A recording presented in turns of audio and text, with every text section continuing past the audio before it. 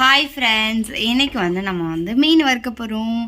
வாங்க எப்படி வறுக்கலான்றத பார்க்கலாம். பேக் கேமராவில் நம்மக்கிட்ட தோசைக்கல் இல்லை, இருந்தாலும் கரண்டடுப்பில் வைக்கிற தோசைக்கல் இருக்குது. அது அங்கே இருக்குது, ஊரில் இருக்குது, திருச்சியில் இருக்கிறதுனால இங்கேயும் ஒரு தோசைக்கல் கரண்டடுப்பில் உள்ளது இருக்குது. அதில் வந்து தோசை வறுத்துட்டோம் அப்படின்னா அவங்களுக்கு வந்து மீன் வறுக்க வராது இல்லையா, அதுக்காகத்தான் வந்து மீனை நல்லா பிசைஞ்சு வச்சுருக்கோம். சும்மா ஆயிலில் போட்டு வறுத்து எடுத்துடலாம். நம்ம எண்ணெய் சட்டியில் போட்டு வறுத்து எடுக்கலாம்.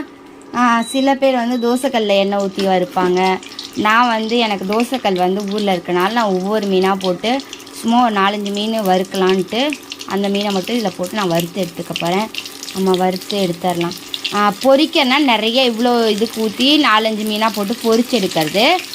வறுத்து எடுக்கணுன்னா லைட்டாக கொஞ்சமாக எண்ணெய் ஊற்றி வறுத்து எடுக்கிறது. இருங்க, நான் வறுத்து எடுத்து காட்டுறேன். நம்ம கரண்டடுப்பில் வச்சனால அது கொஞ்சம் அடி பிடிக்குது. அதனால் நம்ம வந்து இப்போ வெளியே அடுப்புலேயே வந்து இது எங்கள் அக்கா வீட்டு அடுப்பு தான், அதுலேயே போட்டு லைட்டாக எண்ணெய் ஊற்றி வறுத்தே எடுத்து விடலாம். காலில் போட்டுக்கிட்டீங்களா? சரி வாங்க உட்காரு. இதுலேயும் அப்படி தான் இருக்குது.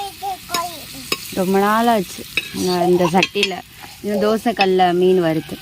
ஹாய் சொல்லுதியா? Hi hi.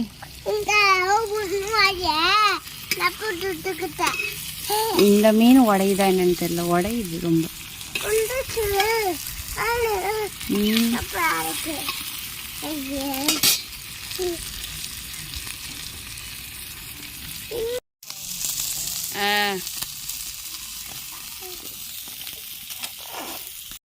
ஓகே ஃப்ரெண்ட்ஸ், நம்ம வந்து நல்லா மீனெல்லாம் வறுத்து எடுத்தாச்சு.